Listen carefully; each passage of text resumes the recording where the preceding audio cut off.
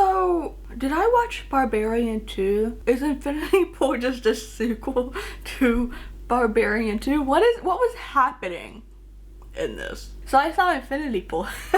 Yeah, I don't really know what I was getting into when watching Infinity Pool. Right, I've seen the trailers. I can't remember if I've seen them captioned or not, but I think I've read a synopsis here and there, and I guess you could say I kind of went in without really knowing anything. To be honest, I think from the trailer alone I didn't really care too much, but Mia Goth is in it, and like most of the world right now, with how popular Mia has been getting from the X trilogy, I've been really enjoying seeing her in things. I'm just really intrigued by her. Plus, there was a TikTok account that shared a clip of Mia Goth screaming at James and calling him a baby while like waving a gun around, and it was the most hilarious thing in the world that I knew I had to see it. I'm pretty sure I already bought tickets, but like I just still, it was like days before I was going to the open caption screening, and oh boy. But how do I feel about Infinity Pool as a whole? I'm not entirely sure. I've really been going back and forth on it. Like, I don't hate it, but I'm not sure I really liked it as much as I like to think that I do, or hope that I would. I like the idea of it, but I think maybe if it was some things were changed, I would have liked it a little bit more. One thing I know that I really want to bring like right off the bat, being an accessibility consultant and all, the hallucination bits, I'm really surprised that they didn't have some sort of like note in the beginning before the movie started saying, hey, if you're prone to seizures, if you're epileptic, just be aware of the fact, and I'm telling you this now also personally, if you are prone to seizures, if flashing lights will give you a seizure or make you ill in some other way, be very careful about that. I can't tell you exactly when things happen, like timestamps and all, but there are at least, I want to say, 4 hallucination scenes, and they all come with flashing lights, like this weird kaleidoscope effect, which is beautiful. I'm not prone to seizures. I don't get them, and usually stuff like this doesn't bother me, but it was becoming such an often thing, and it would go on for so long. So for example, I can tell you that when James is getting his double for the first time, he's hallucinating, and that goes on for a while. When the sexual activity occurs between James, Gabby, and everyone else in the group, which, by the way, I was fully prepared for the group sex to happen. What I was not prepared for was to see the father from Life with Derek, Canada's beloved Disney father, involved. That was a little, listen, I'm no prude, okay, but that was so weird for me. When a group sex happens, there's another hallucination that takes forever, and then in like the 3rd act, when he is at the house, it happens again, and I feel like there's one other moment that it happens, but I can't exactly remember when now, but yeah, it happens quite often in this movie, more than it really should, and I think not just on the seizure side of things, I really just think that we could have had less of those, but at the very least you could have made them a lot shorter. Some of those things did not need to be what felt like 10 minutes long. Also, the very end shot of James being relieved by Gabby in the beginning, again, I'm not a prude, but I thought that was really weird. Another thing that kind of drove me bonkers, it didn't drive me bonkers, I thought this was actually hilarious, but it's also, I now cannot watch Alex do anything. I cannot see him in anything, because his sexual sounds,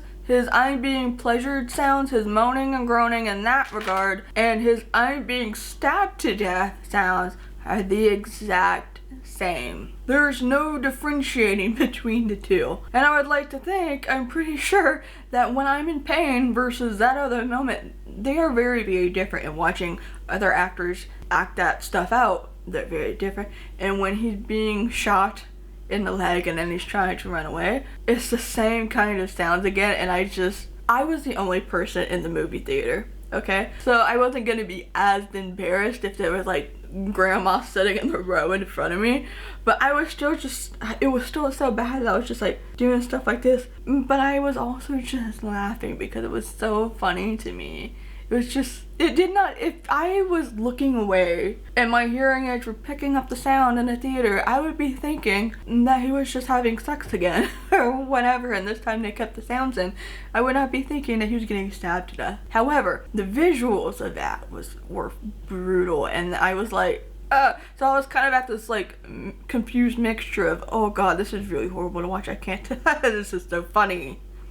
I do think that the movie was a lot longer than it really needed to be. It's 2 hours long, essentially, and I really think you could have cut it down to about an hour and a half. I can't remember which scenes in particular, but I just felt like there were some that really didn't need to be there, or it was just like really too long. I am suddenly missing the days when movies were just 90 minutes long. Now, I'll tell you what I really loved. I thought this was a beautiful movie. Beautiful. The visuals are stunning. Even the kaleidoscope, seizure-inducing hallucination scenes are beautiful. The coloring is gorgeous. The casting is gorgeous. Alex as James bored me, but at the same time, I think that's what they were really going for.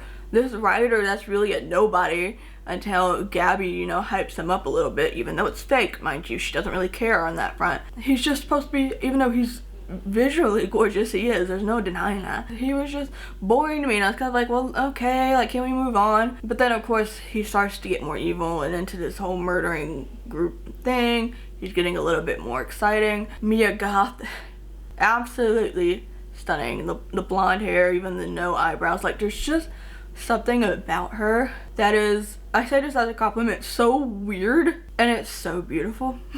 So, like, every time she's on a movie, I just want to see it now. So, like, even if I don't, for me personally, I'm not too into the X trilogy. I liked Pearl in a sense. I thought the acting was amazing, and I related to Pearl in ways, but X was kind of to me, and story-wise, I was kind of like, is there anything that's gonna pick up on this?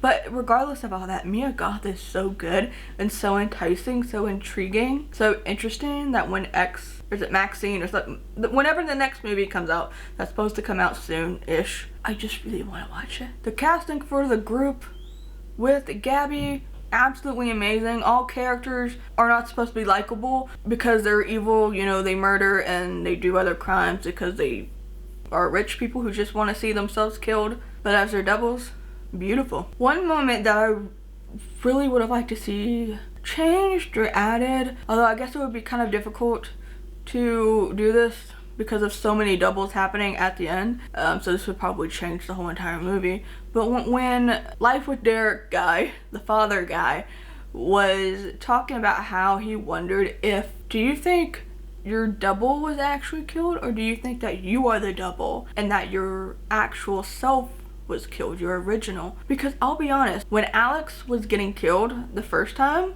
or his double was getting killed the first time, I legitimately thought it was him. I thought it was James, the original. I just had this feeling when he was asking his wife, to help him, and he was pleading out, he was crying. Now they do tell you, the detective does tell you, that your double will have all the memories, have all the emotions. So when they're being killed, they will, you know, act as you.